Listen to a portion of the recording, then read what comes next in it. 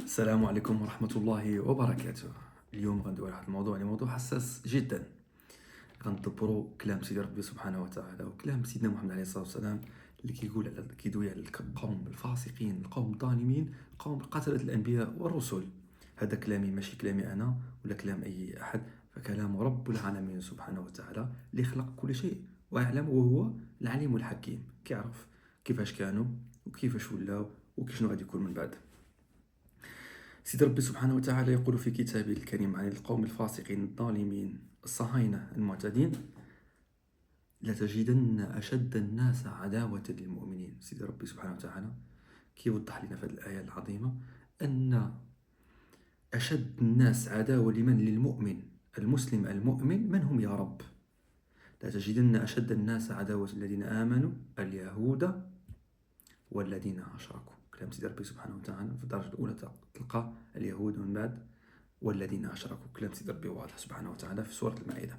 في الآية الثانية في سورة البقرة آية 87 يقول سيد ربي سبحانه وتعالى: ولقد آتينا موسى الكتاب وقفينا من بعده برسل وآتينا عيسى ابن مريم البينات وأيدناه بروح القدس أفكلما جاءكم رسول بما لا تهوى أنفسكم استكبرتم فريقا كذبتم وفريقا تقتلون. أنه كانوا إلا جاوهم الأنبياء والرسل شنو كيديروا؟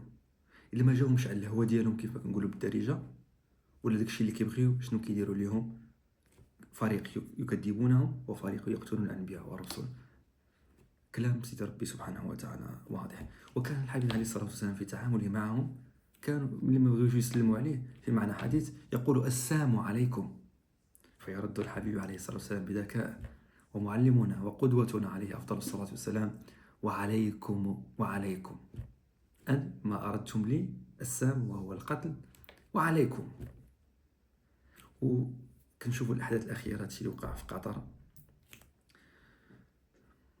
داكشي اللي وقع في غزة لا نتكلم عنه، في فلسطين، سوريا، إيران.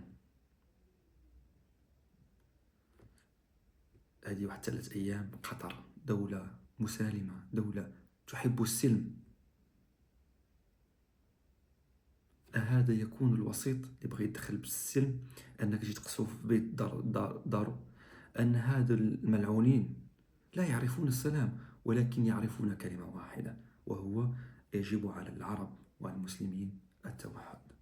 والله العظيم أن نرجع لكتاب الله وسنة الحبيب عليه الصلاة والسلام ونتوحد بيننا.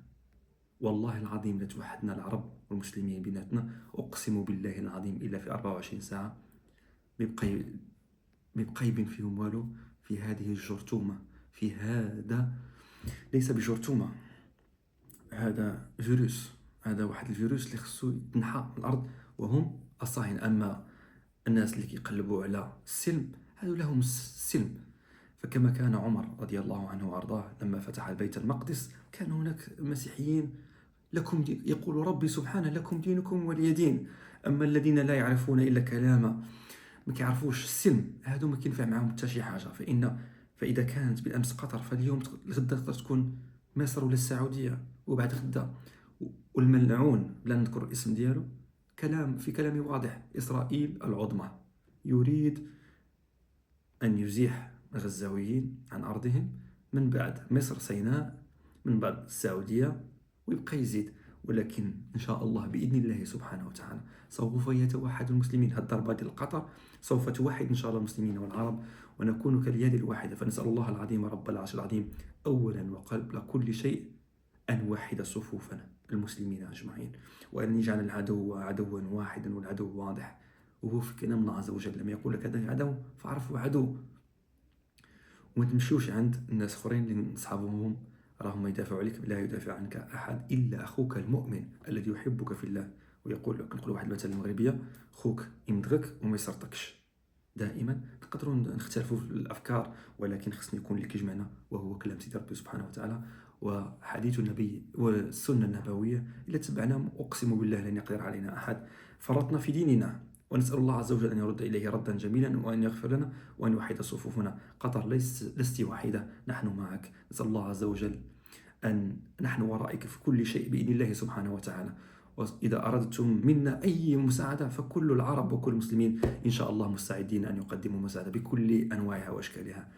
نسأل الله عز وجل أن يفرج عن المسلمين والمؤمنين أجمعين في كل بلاده، وأن ينصر دينه وينصر عباده المستضعفين. دمتم في رعاية الله.